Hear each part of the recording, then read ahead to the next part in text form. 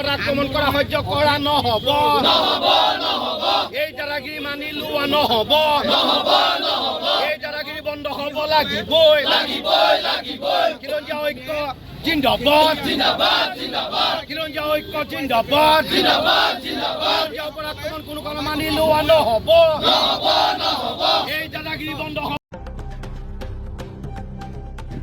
ৰাজ্যত শেহতীয়াকৈ একাংশ অনা অসমীয়া লোকে অসমীয়াক আক্ৰমণ কৰা ঘটনাৰ বিৰুদ্ধে সোমবাৰে শিৱসাগৰত সদৌ টাই আহোম ছাত্ৰ সন্থাই তীব্ৰ প্ৰতিবাদ সাব্যস্ত কৰে। বহাগ বিহুৰ উৰুকাৰ দিনাই দৌলমুখ চাৰিআলিত অনা অসমীয়া লোকৰ গুণ্ডাগিৰিৰ বিৰুদ্ধে আটাছুৱে সাব্যস্ত কৰে প্ৰতিবাদ। আটাছুৰ কেন্দ্ৰীয় সভাপতি বসন্ত গগৈৰ নেতৃত্বত শতাধিক আটাছু কৰ্মীয়ে অনা অসমীয়াৰ দাদাগিৰি নচলিব, আটাছু জিন্দাবাদ, বহিৰাগতৰ দপদপনি বন্ধ কৰক আদি শ্লোগান দি উত্তাল প্ৰতিবাদ সাব্যস্ত কৰে।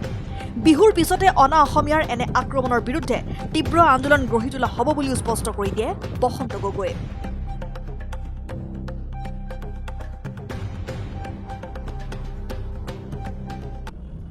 অসমৰ পৰিৱেশ আৰু পৰিস্থিতি বেলেগ হৈছে, তাকে লৈ অসমীয়া ৰাইজ উদ্বেগত আছে, অসমীয়া ৰাইজ চিন্তিত হৈ আছে। সিদিনা শিৱসাগৰ ঘটনাৰ কথাই কওক, কাৰ্বি আংলঙত থলগিৰি খিলঞ্জীয়া ভূমিপুত্ৰক গো বেক টু চাইনিজ বুলি ক'ব পৰা সেই কথাই কওক, ফেঞ্চি বজাৰৰ কথাই কওক, ফটাহী লামবাৰীৰ কথাই কওক বা পল্টন বজাৰ সেই যুৱকজনৰ কথাই কওক, প্ৰতিটো ক্ষেত্ৰতে থলগিৰি খিলঞ্জীয়া জনতাক আক্ৰমণ কৰা হৈছে, ফিজিকেলি এছাল্ট কৰা হৈছে।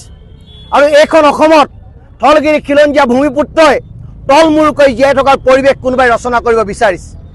সেইকাৰণে আমি সদৌ টাই আহোম ছাত্ৰই স্পষ্টভাৱে জনাই দিব বিচাৰিছোঁ যে এই ধৰণৰ আক্ৰমণ সহ্য কৰা নহ'ব।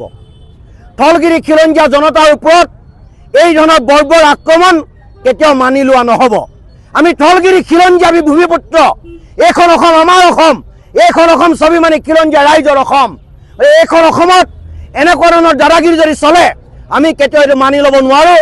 আৰু বিহুৰ পাছত সমগ্ৰ অসমত ইয়াৰ বিৰুদ্ধে প্ৰতিবাদ হ'ব।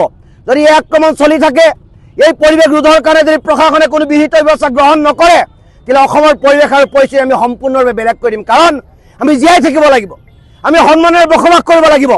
এইখন অসমত থলগিৰি খিলঞ্জীয়া ৰাইজৰ অধিকাৰ অনন্তকালৰ কাৰণে থাকিব লাগিব। তাৰ কাৰণে আমি বদ্ধপৰিকৰ।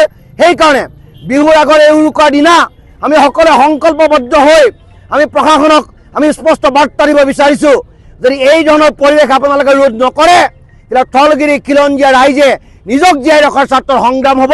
আৰু সেই সংগ্ৰামৰ কাৰণে অসমৰ জাতি বৰ্ণ ধৰ্ম নিৰ্বিশেষে সকলোৱে একত্ৰিতভাৱে স্বাভিমানী খিলঞ্জীয়াৰ পক্ষত থিয় দি বহিৰাগতৰ এই আক্ৰমণ, বহিৰাগতৰ খিলঞ্জীয়া মানুহক কৰা বৰ্বৰ আক্ৰমণৰ বিৰুদ্ধে সকলোৱে ঐক্যবদ্ধৰে আন্দোলন ঘোষণা কৰিব।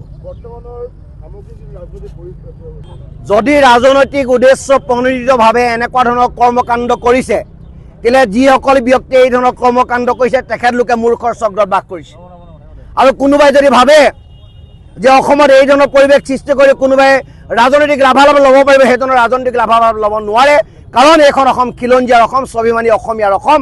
আমি সকলোৱে একত্ৰিতভাৱে জাতি বৰ্ণ ধৰ্ম নিৰ্বিশেষে স্বাভিমানী বুলি একত্ৰিত হৈ এটা ছাতিৰ তলত থাকি আৰু এই বহিৰাগতৰ যি আক্ৰমণ সেই আক্ৰমণ প্ৰতিৰোধ কৰিম আৰু ইয়াৰ বিৰুদ্ধে সকলোৱে ঐক্যবদ্ধভাৱে থিয় দিব।